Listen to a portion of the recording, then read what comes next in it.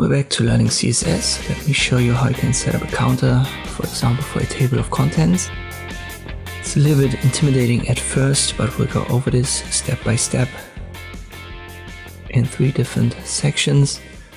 So afterwards, you're going to have an understanding of it. Let me create a simple list of H2s, HTML, CSS, and JavaScript.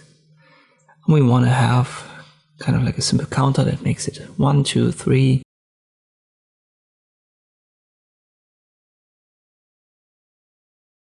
And this should also work for subsections. To do that, we have to select our H2. And we want to add the content before what we have added inside of the H2. So we use the pseudo element : before. And a counter always has 3 elements: a counter increment, the contents, and a counter reset. To reset, in this case, it has to be the body. We could also make it the H1. What this is becomes clearer when we go over the sections. So for now, just trust me, we need these 3 elements. And then we simply define a value for the reset. Let us call that section.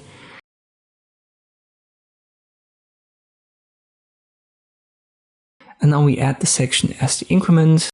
So whenever we have a section, it should get incremented. Let me add the German word for section here first, Abschnitt. And then I call our counter function with the value of section.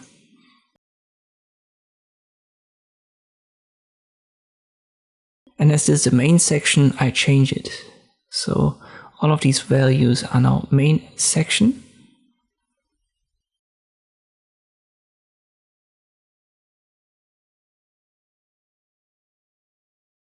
And here I have to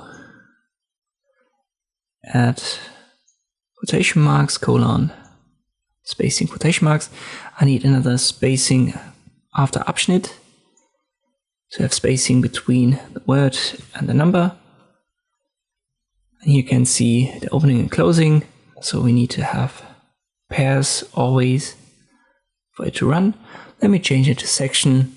I didn't want to confuse you by using the same word section here again. This is why I used the German word first. Or whatever you put here, it's going to be added before what is inside of the H2. And the counter function with the value main section, this creates our number counter. And here I've simply added a colon and a spacing to have this more neatly set up, you could say. It just looks better. Alright, now let us add a subsection. It works the same way at first.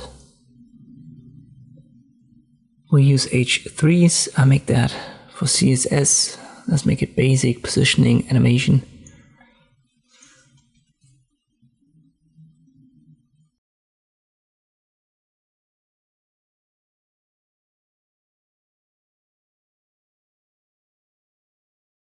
That should be enough to have an example. And now we obviously want to make this 2.1, 2.2, 2.3. So we need to find a way to understand what part of the main section this is, to have the 2.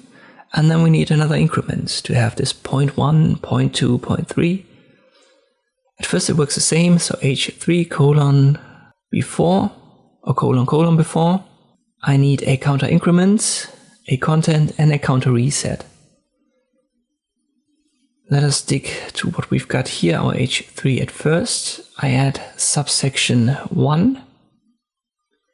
I add my pairs of quotation marks. I add the first section.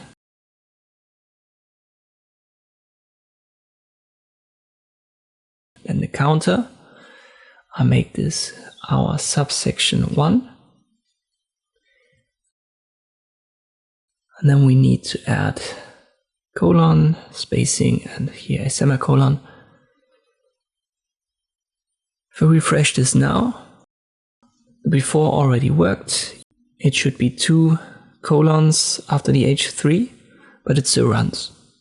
So in this case, we don't have an issue. But you can see our counter doesn't work. And this is because we don't have a reset. If I add the reset right here, let me make sure that I don't have any typos here. I copy paste this value.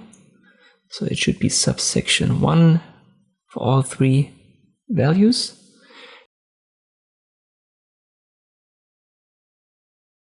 If I refresh this, we have a counter that runs, but our main counter, so the main section counter, it doesn't run properly anymore because the subsection now basically overrides it. So we can't place this here. We have to think about what can be our reset. So here we know that before it comes an H2, we could also use the H1. So let me use H1 and I paste this here. And now everything runs as it should. So section 1, 2, 3 works in both of these sections or subsections.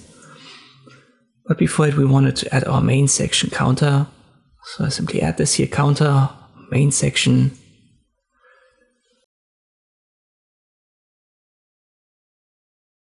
If I refresh it, we have what we want, but the point is missing. So I add quotation marks, point inside. And now this is what we actually wanted.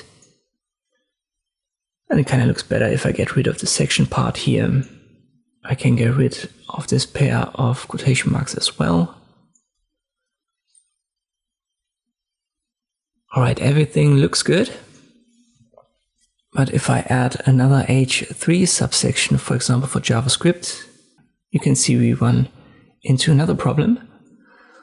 Let me just add something that fits here, maybe basics, algorithms, regex. It's just an example. So this also runs, but it uses the same counter, and we don't want that. We want the counter to be reset. And this doesn't happen because there is no H1 here in between the CSS and the JS section. So it's better for us to just use the H2 here as a reset. And now this is exactly what we want. So I think now it has become clearer what the reset is. Let me, for example, go back to H1 as a counter reset. And now I simply add an H1 in between the CSS and the JS section. Just as an example. And I also call this reset headline, something like this. And there you go. Our counter now behaves the way we want it to behave. So this is why you want to watch the position where you put your reset. In our case, as I've said, making this the H2 is the best idea. Let us go over this one more time. And I believe then everything becomes clear. I make a subsection 2 here, for example, for JavaScript basics. I use an H for variables, maybe operators and loops, just so that we have an example here.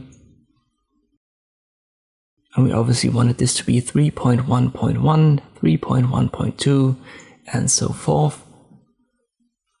So how can we set that up? First up, we select the H4, add colon or colon before. Then we add our counter minus increment. We make it subsection 2. We set up the content.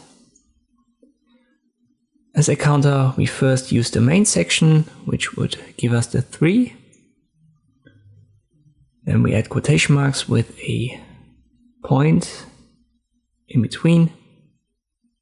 This will give us 3 point. Then we use the counter with subsection 1.